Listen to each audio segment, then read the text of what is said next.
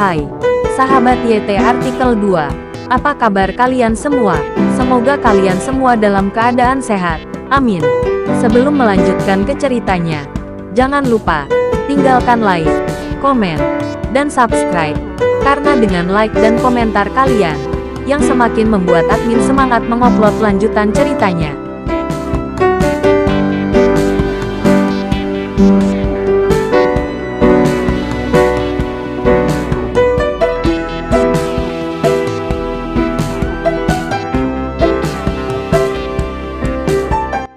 Episode 391. Kisah Aditya, anak bos besar yang berpura-pura miskin. Aditya berbalik dan melirik ke arah Ahmad di belakangnya, hanya untuk melihat bahwa anak laki-laki itu berada dalam kondisi yang sangat menyedihkan. Pergelangan tangan kanannya patah dan hidungnya patah. Dia berdiri di sana dengan wajah kesakitan, seolah-olah dia berada di dalam nyeri. 6 anak buah Aditya menahan Ahmad. Sebenarnya tidak perlu menahan Ahmad, karena dia sudah tidak mampu menimbulkan masalah. Anak ini ada gunanya. Biarkan dia tinggal di sini sekarang. Aditya berkata pada Dilan. Dilan masih bingung, tidak tahu dari mana asal Ahmad ini. Tapi Aditya berkata begitu. Tentu saja Dilan harus menurutinya. Baiklah, Tuan Aditya. Tapi anak ini terluka parah. Dilan mengerutkan kening. Dia menemukan bahwa luka Ahmad terlalu serius. Jika dia tidak mendapatkan perawatan, dia mungkin akan mati dalam beberapa hari.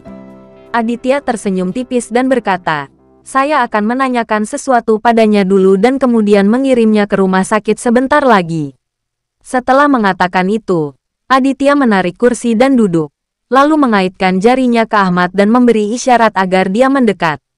Ahmad telah lama kehilangan sikap, tuan mudanya. Ketika dia sampai di sini, dia harus menjadi seekor naga yang melingkar dan seekor harimau yang berbaring. Belum lagi Ahmad hanyalah seekor cacing.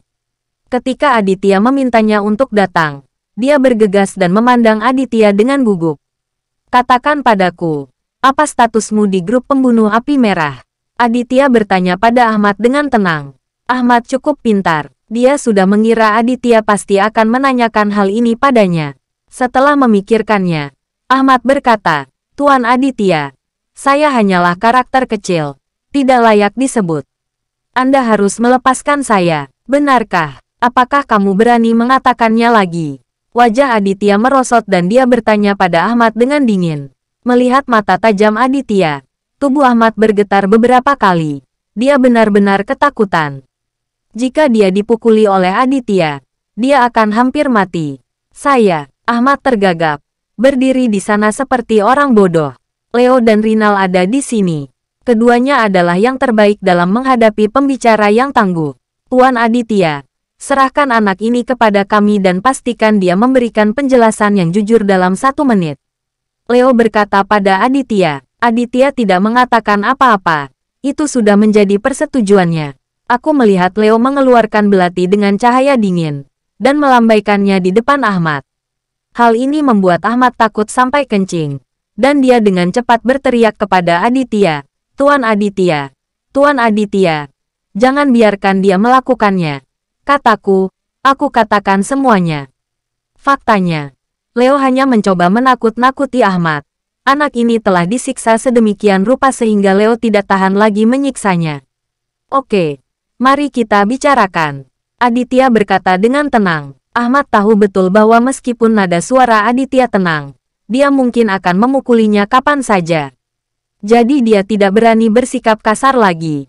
Dan berkata sambil meringis, Tuan Aditya, sebenarnya saya adalah putra tertua dari kelompok pembunuh api. Dan ibu saya adalah ketua dari kelompok pembunuh api. Oh, setelah mendengar ini, hati Aditya tergerak. Ahmad adalah putra tertua pembunuh api merah. Aditya telah mengharapkan hal ini sejak lama. Tetapi kepala kelompok pembunuh api merah ternyata adalah seorang wanita, yang mengejutkan Aditya. Oke, akui saja. Aditya berdiri dan menepuk pipi Ahmad. Tuan Aditya, kalau begitu, bisakah Anda melepaskan saya? Jangan khawatir, saya akan membuat ibu saya mengubah perang dengan Anda menjadi persahabatan. Saya tidak akan berani melawan Anda lagi. Ahmad bertanya kepada Aditya dengan penuh harap. Dia sangat berharap Aditya akan melepaskannya. Tapi pemikiran anak ini terlalu kekanak-kanakan. Bagaimana Aditya bisa mempercayainya berdasarkan beberapa kata-katanya? Lihatlah keadaanmu sekarang. Lukamu perlu dirawatkan. Ayo pergi. Aku hanya perlu pergi ke rumah sakit dan mengantarmu berobat, kata Aditya sambil melangkah keluar dari kantor Leo. Sesampainya di kamar sebelah, Aditya meminta Farah dan April menunggunya di sini. Lalu dia meninggalkan klub. Dylan meminta Leo untuk tinggal. Dia membawa Rinal dan beberapa anak buahnya, mendorong Ahmad keluar, dan mengikuti Aditya keluar dari kota hiburan. Setelah sampai di luar, Aditya masuk ke dalam mobil dan langsung pergi ke rumah sakit kota. Dylan dan Rinal memimpin orang untuk mengawal Ahmad dan mengikuti Aditya. Hendrik sedang berada di rumah sakit kota saat ini. Aditya khawatir. Jadi dia langsung pergi mengunjungi Hendrik tanpa sempat bertanya lebih lanjut kepada Ahmad. Saat ini, dua anak buah Dylan sedang menjaga pintu bangsal Hendrik. Aditya meminta anak buahnya membawa Ahmad untuk berobat. Sementara dia membawa Dylan dan Rinal ke bangsal untuk mengunjungi Hendrik. Kaki Hendrik telah dioperasi dan tulang yang patah telah diperbaiki. Tetapi lelaki tua itu juga sangat menderita dan menderita amarah saat terbaring di ranjang rumah sakit. Melihat Aditya datang, wajah Hendrik menunjukkan ekspresi gembira. Nak Aditya, Hendrik ingin bangun. Tetapi itu sangat sulit. Aditya segera menahannya. Ayah, jangan bergerak. Nak Aditya. Bagaimana kabar adikmu? Bagaimana kabarnya? Hendrik bertanya kepada Aditya dengan cemas apakah dia terlalu takut sesuatu akan terjadi pada April. Jangan khawatir. Aku telah menyelamatkan adikku dan tidak akan terjadi apa-apa padanya. Aditya menghibur. Hendrik akhirnya menghela nafas lega. Dan batu di hatinya jatuh ke tanah. Bagus. Bagus. Nak Aditya. Kenapa adikmu tidak datang menemuiku?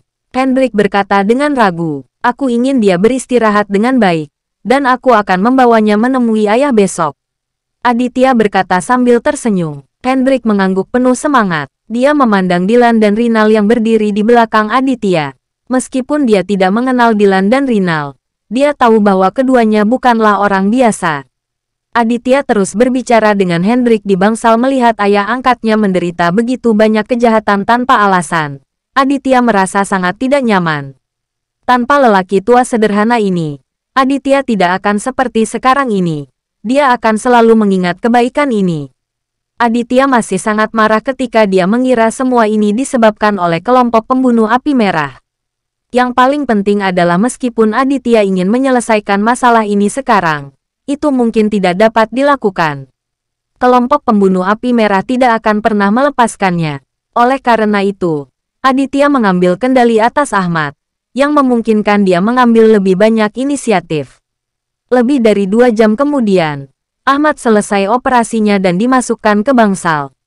Tuan Aditya, apakah Anda ingin membawa Ahmad ke klub? Setelah Dylan dan Aditya keluar dari bangsal Hendrik, mereka meminta instruksi kepada Aditya. Aditya memikirkannya dan memutuskan bahwa yang paling aman adalah menempatkan Ahmad di klub. Jika Ahmad diizinkan tinggal di rumah sakit, orang-orang dari kelompok pembunuh api mungkin akan bergegas ke rumah sakit untuk menyelamatkannya. Bawa anak ini kembali ke klub dan beritahu Leo untuk berhati-hati agar orang-orang pembunuh api merah tidak menimbulkan masalah. Aditya berkata pada Dylan dengan suara yang dalam, "Oke." Dylan setuju. Kirimkan beberapa orang lagi untuk melindungi ayah angkatku sampai masalah ini terselesaikan. Aditya melanjutkan. Dylan mengangguk, menelepon, dan mengerahkan beberapa orang yang mampu untuk melindungi Hendrik 24 jam sehari di rumah sakit. Bersambung.